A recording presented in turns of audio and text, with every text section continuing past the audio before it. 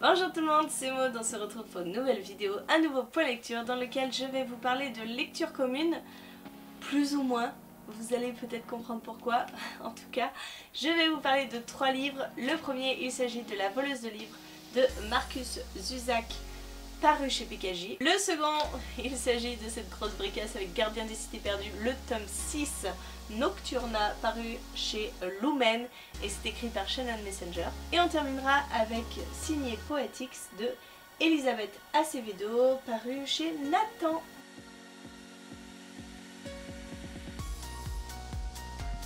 Alors quand je vous parle de lecture commune, en fait le problème c'est que pour les 2 premiers livres, les personnes m'ont abandonné.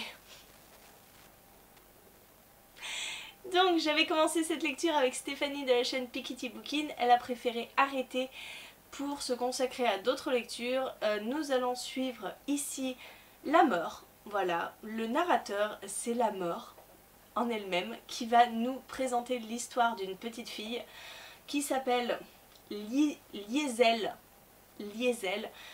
qui est une petite fille allemande qui va connaître les affres de la Seconde Guerre mondiale, puisque ce livre se passe en 1939. Dans cette histoire, nous allons suivre Liesel, donc par les yeux de la mort.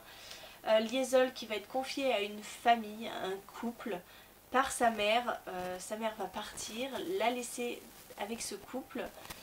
On ne sait pas trop pourquoi elle fait ça, pourquoi elle abandonne sa fille.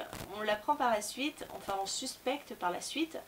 Et Liesel va grandir au sein de cette famille avec ce couple. Elle va évoluer au sein de cette rue, de cette petite rue pas très riche de cette ville. Elle va y découvrir des amitiés, elle va y découvrir pas mal de personnages assez marquants pour sa vie. Et tout au long de l'histoire, c'est la mort qui nous raconte cette histoire. Et la mort, je peux vous assurer, elle est différente de ce qu'on pourrait croire. La faucheuse, on la voit insensible, on la voit sans cœur, on la voit très froide. Et en fait, dans ce livre, pas du tout. La mort a des sentiments, la mort exècre son boulot par moments. La mort ne comprend pas comment on peut faire subir ça à des êtres humains. Bref, c'est très particulier comme narration.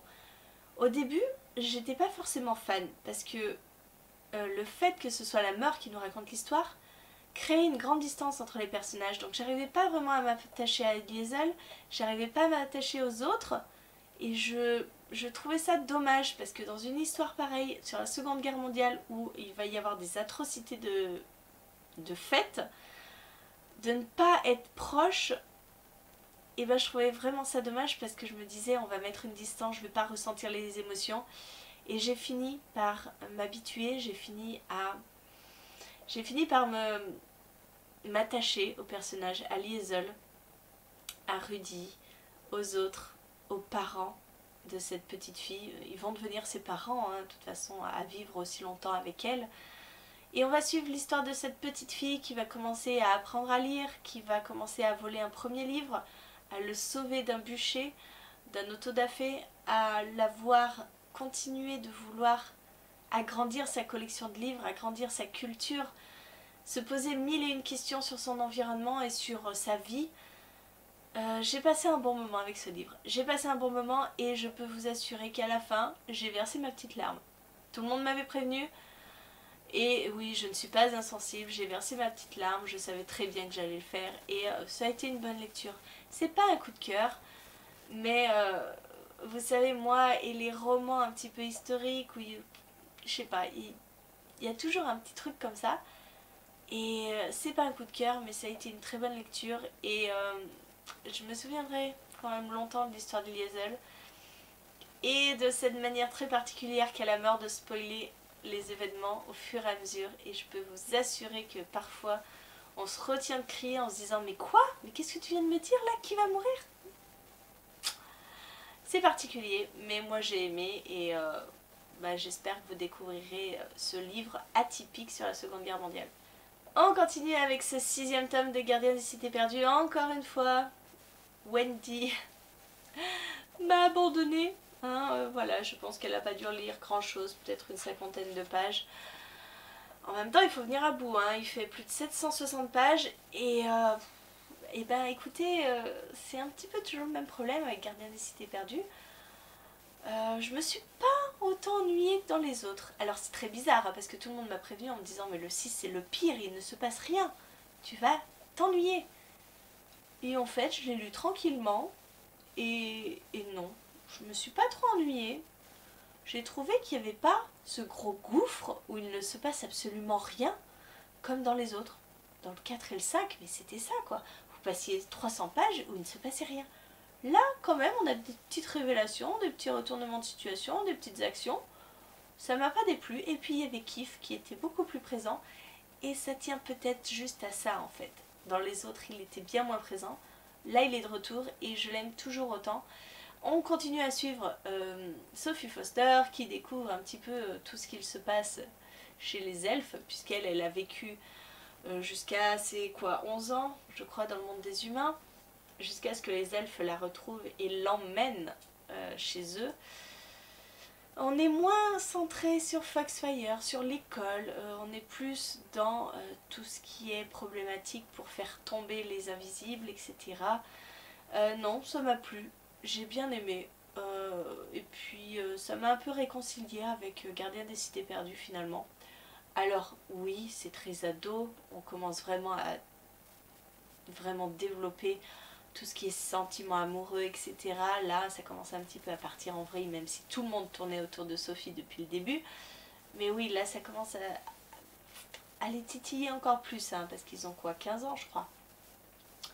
Donc voilà, bon, ça se lit bien. Ça se lit quand même assez vite, malgré la grosseur. Et puis il me reste plus qu'un tome pour être à jour, donc je vais pas abandonner si peu de temps avant de finir, quoi. Bon, elle n'est pas finie la saga, mais avant d'être à jour. Et j'ai lu Signé Poetics.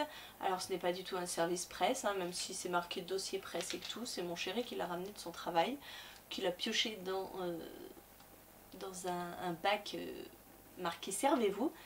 Et j'étais très contente de le voir parce que j'ai beaucoup entendu parler de ce livre. Je l'ai lu en lecture commune avec Séverine de la chaîne Il est bien ce livre et Manon de Vibration littéraire. Et nous sommes arrivés à bout de ce livre, toutes les trois ensemble. Ça c'était chouette, pour une fois, qu'on ne me lâche pas. Mais je rigole, mais les autres avaient de bonnes raisons de lâcher. Je ne force personne à suivre des lectures communes avec moi. Nous allons suivre Xiomara dans ce livre qui est en complet désaccord avec sa famille. Xiomara se pose beaucoup de questions, sa famille est très religieuse, surtout sa mère, mais Xiomara, eh bien elle se pose les questions de son âge, hein. Elle se pose la question de est-ce qu'il y a vraiment un Dieu, pourquoi être aussi proche de la religion, qu'est-ce que ça apporte, pourquoi, qu'est-ce qu'elle fait de mal si elle embrasse un garçon. Bref, l'adolescente de base qui se pose beaucoup de questions sur sa sexualité, sur sa place dans la société, sur ses envies, sur son plaisir, sur sa passion.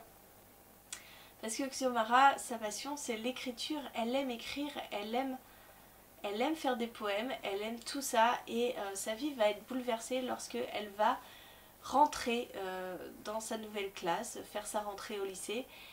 Et découvrir que sa prof de littérature a monté un club de slam. Et le problème, c'est que le club de slam tombe en même temps que ses cours de religion. Donc Xiomara est un petit peu tiraillée entre son devoir et son envie.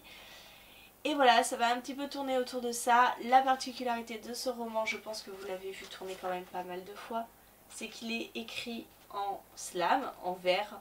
Il est traduit par Clémentine Beauvais. Clémentine Beauvais fait ce genre de travail pour Sarah Crossan. Ses livres écrits en vers libre. Donc là, c'est le même principe. Et j'ai trouvé ça plutôt pas mal. Au début, je me suis dit, bon, on avance, ouais, c'est pas mal, ça se lit extrêmement vite. Les pages se tournent très vite, puisque des fois, on n'a que 3 phrases et on passe au chapitre, on va dire, suivant, même s'il n'y a pas vraiment de chapitre. Et c'est bien construit, c'est bien foutu, parce qu'on arrive à avoir une histoire, alors qu'on n'est qu'avec des poèmes. C'est très très étrange. C'est très étrange, mais ça a une construction qui donne du sens à l'histoire, parce qu'on va être tourné sur le slam, etc. Alors moi, ma grosse crainte, ma grosse peur, c'était la place de la religion dans cette lecture, parce que moi, Je suis pas du tout à l'aise avec tous ces livres qui parlent de religion, qui se questionnent sur la religion, etc. Mais franchement, je trouve que Xiomara est vraiment pas bête comme fille. Et elle se pose les bonnes questions. Et non, c'était intelligent comme livre.